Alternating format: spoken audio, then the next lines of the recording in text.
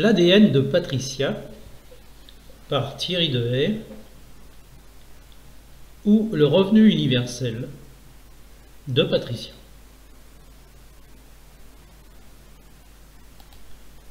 Préface.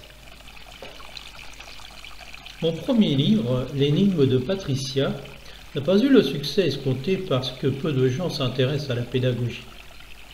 Et pourtant, c'est la pédagogie qui fait le monde.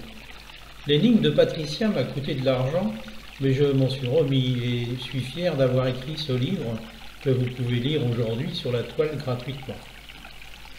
Aujourd'hui, je vous propose un deuxième livre, L'ADN de Patricia, ou le revenu universel de Patricia, que je ne ferai pas éditer sur papier parce que je ne peux pas le faire à mes frais.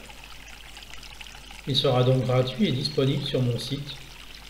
Peut-être que celui-ci aura plus de succès car il parle d'argent. L'ADN, comme tout le monde ne sait pas, contient nos gènes.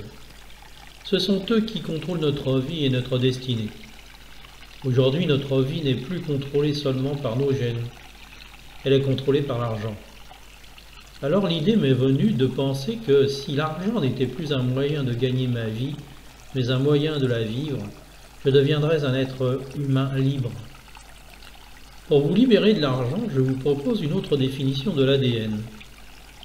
ADN, argent dématérialisé numérique.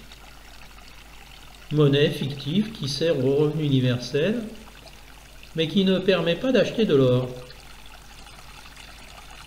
Ce livre pose donc les hypothèses d'un nouveau système qui permettrait de mettre en place une sorte de revenu universel qui ne servirait qu'à assurer les besoins vitaux de l'être humain. Je vous souhaite une bonne lecture sur dubrully.free.fr. Avant-propos. Depuis que je suis à la retraite, je ne peux m'empêcher de gamberger comme on dit. Dans ma petite tête de 65 ans d'âge, j'applique ma pédagogie pour me faire comprendre que le revenu universel est une nécessité du XXIe siècle. Dans tout ce que je vois et j'entends dans l'actualité, dans mon entourage et dans les médias, je suis consterné par tant de bêtises et de mépris dont les hommes politiques font preuve à notre égard. Ils nous prennent pour des demeurés et nous chantent toujours les mêmes rengaines, à savoir que l'économie va mal, que c'est la crise et que nous devons être fraternels et solidaires les uns avec les autres, que nous ne travaillons pas assez, que les salaires sont trop élevés et qu'il faut être content d'avoir du travail et penser à ceux qui n'en ont pas. À côté de ça, ils nous taxent pour renflouer les caisses de l'État, spoliés par les fraudeurs, les optimismes et faire avec du social. Mais le résultat est là, c'est l'impasse totale. C'est du gâchis. Le 30 avril 2016, j'apprends que la France est devenue championne du monde de la fiscalité. Nous avons atteint le nombre colossal de 1000 milliards d'euros. Waouh, ça calme. Alors je me calme. Je reprends mes esprits et je vous propose d'ouvrir aujourd'hui, 1er mai, une aventure fiction, l'histoire de l'ADN, argent dématérialisé numérique. Cette aventure n'est autre que l'histoire de la transformation de notre société humaine, imaginée en posant des hypothèses qui s'inscrivent dans une réflexion personnelle dont mon âme est la référence. Elle exprime comment j'aurais aimé trouver mon espace-temps en tant qu'être humain dans l'esprit de convergence qui est le mien avec l'humanité, à laquelle je crois encore malgré tout. Je n'ai pas vécu la misère, mais la pauvreté, oui. Avec un revenu universel, ma vie aurait été totalement différente. J'aurais pris des risques, plus que ce que je n'en ai pris. Pour résumer, ma vie en gros, métro, boulot, dodo, privation. Pour que ma famille ait une vie meilleure que la mienne, et comme dit la chanson, les restaurants, on ne faisait que passer devant. Maintenant aussi d'ailleurs.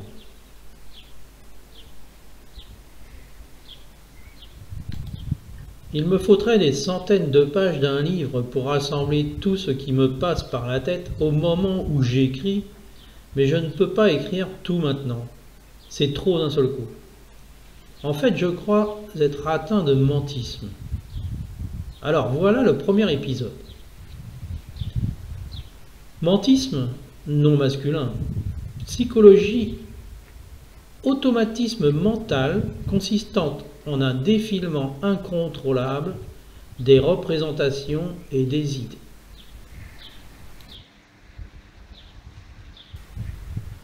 ADN de Patricia, épisode 1.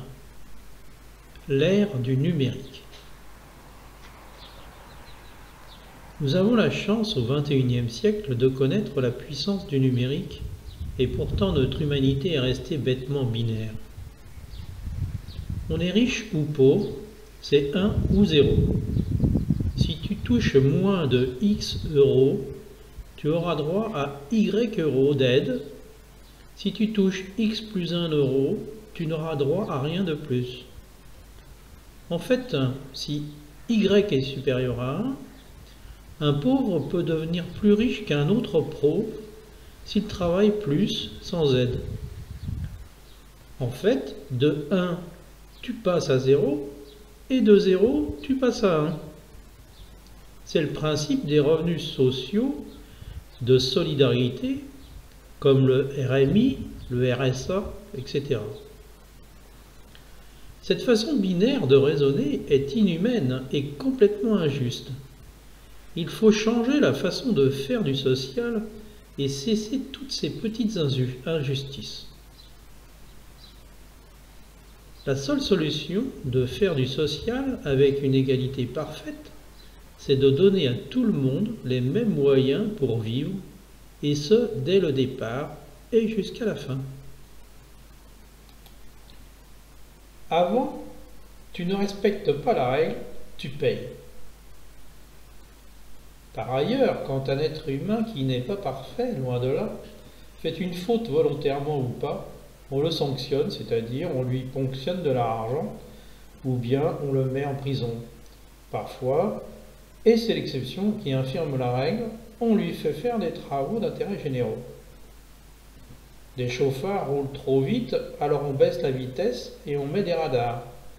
Ceux qui dépassent de quelques km/h par mégarde se font flasher et payent parce qu'ils sont honnêtes et solvables.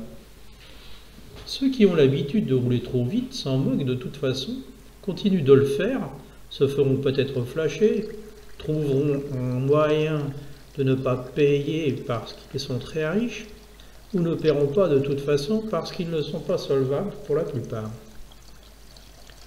C'est ce que j'appelle la punition collective. C'est comme ça et pas autrement. C'est binaire, c'est notre vie et cela devient très dur pour le vrai citoyen. C'est l'injustice sociale permanente. Le pire, c'est que la dénonciation est mal vue. Du coup, le citoyen honnête devient malhonnête, par complicité ou par peur des représailles. C'est comme ça depuis l'école. Pourtant, à mon époque, il y avait des punitions, mais aussi des récompenses. Et si nous inversions le raisonnement pour voir? Imaginez une société où un citoyen qui respecte les règles devient riche, et à l'inverse, celui qui ne respecte rien devient pauvre. Qu'en pensez-vous? Ce serait pas mal, non? Après, tu respectes la règle, on te donne de l'or. À chaque fois qu'un être humain respecte la règle, on lui donne de l'or. Et celui qui déroge la règle, on ne lui donne rien. Voyez-vous la différence? Personnellement, je la vois et je crois que c'est ce principe qu'il faut adopter pour créer le revenu universel. Nous ne raisonnons plus en termes de punition, mais en termes de récompense. Ceux qui respectent les règles sont récompensés en or, et ceux qui ne respectent rien ont juste de quoi vivre pour ne pas mourir. En résumé, pour faire du social juste, il faut que tout le monde puisse vivre sans avoir besoin de travailler et récompenser les bons citoyens pour ne plus punir tout le monde. Ce sont ces deux principes que je vais développer maintenant dans le cadre de la création d'un revenu universel pour une justice sociale. L'âme de celui qui respecte l'âme de l'humanité est riche. Celui qui ne la respecte pas vit sans richesse. Le travail, la consommation et l'or versus ADN. Aujourd'hui, il faut travailler pour gagner de l'argent, si on veut s'acheter de l'or. L'argent ici est le nom attribué à la monnaie. En fait, l'argent métal précieux ne sert, comme l'or d'ailleurs, à rien, si ce n'est que lorsque l'on possède de l'argent métal ou de l'or métal, on est considéré comme riche. Les financiers disent souvent l'or est une valeur sûre ou une valeur refuge. En fait, l'argent monnaie est un leurre qui permet de se sentir à l'abri du besoin quand on en a. Seulement, vous pouvez avoir beaucoup d'argent et ne pas être riche pour autant. Cela dépend de combien de grammes d'or vous pouvez acheter avec votre argent. Même dans le cas où vous pouvez acheter de l'or, vous avez l'illusion d'être riche.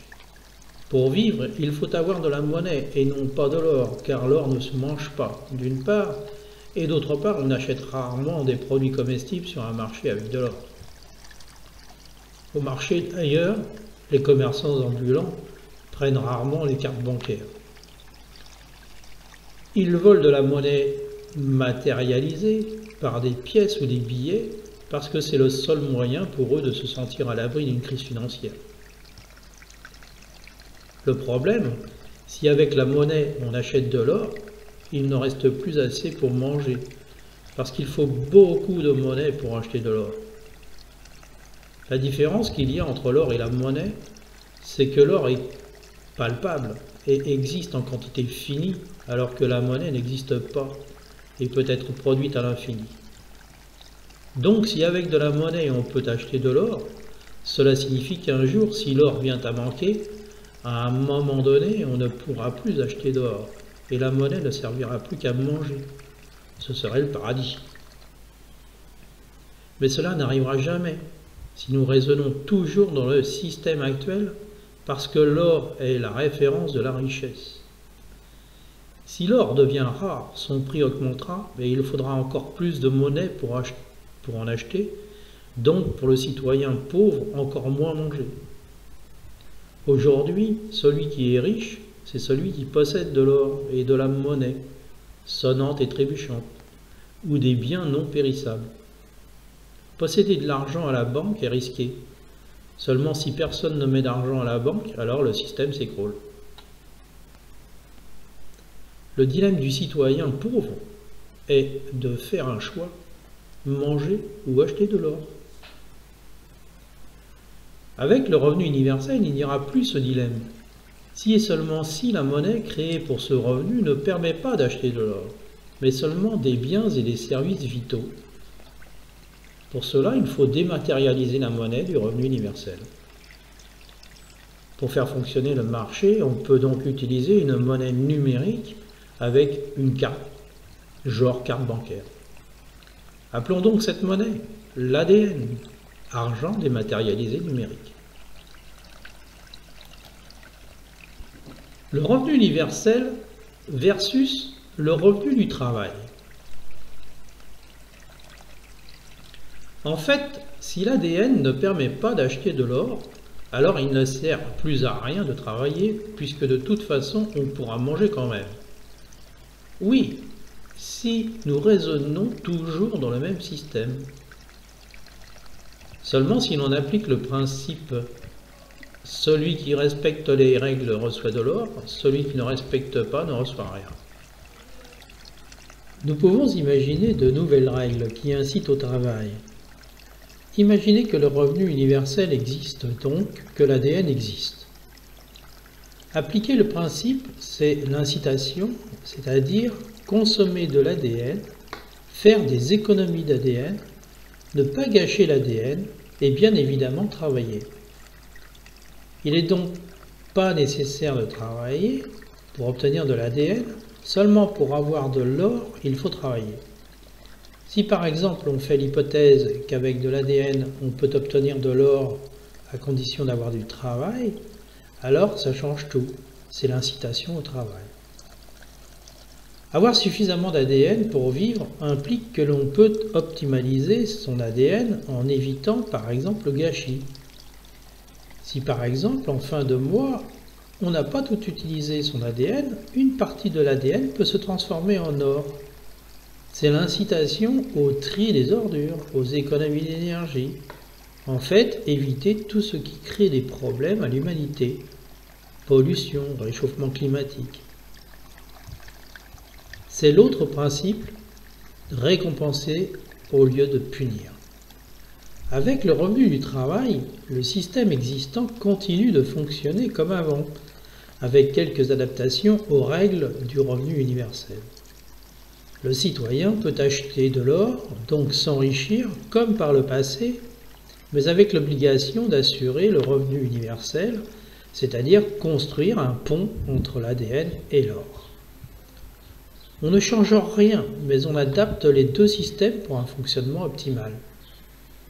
Avec l'ADN, le nouveau système résout pas mal de problèmes sociaux, d'environnement, de santé, etc. Le citoyen peut vivre au quotidien tout en ayant la possibilité de transformer une partie de son ADN en or, donc s'enrichir s'il respecte les règles. En définitive, plus le citoyen a du civisme, plus il peut s'enrichir. Récompense versus punition. Mais alors, comment fait-on pour les mauvais citoyens? C'est simple. Après l'incitation, la sanction. L'ADN est un don de l'humanité, un produit du travail et du civisme. L'ADN, géré dans le respect des règles qui s'est transformé en or, est repris en partie aux coupables pour financer les conséquences du délit. Si le délit est grave, la prison est de rigueur, financée aussi par l'ADN, qui ne peut plus se transformer en or pendant la sanction. Si le délit n'est pas grave, le travail d'intérêt général devient obligatoire et le revenu du travail sert pour financer les conséquences du délit. Seul le délinquant subit la punition, pas l'humanité. Voilà, c'est la fin de l'épisode 1.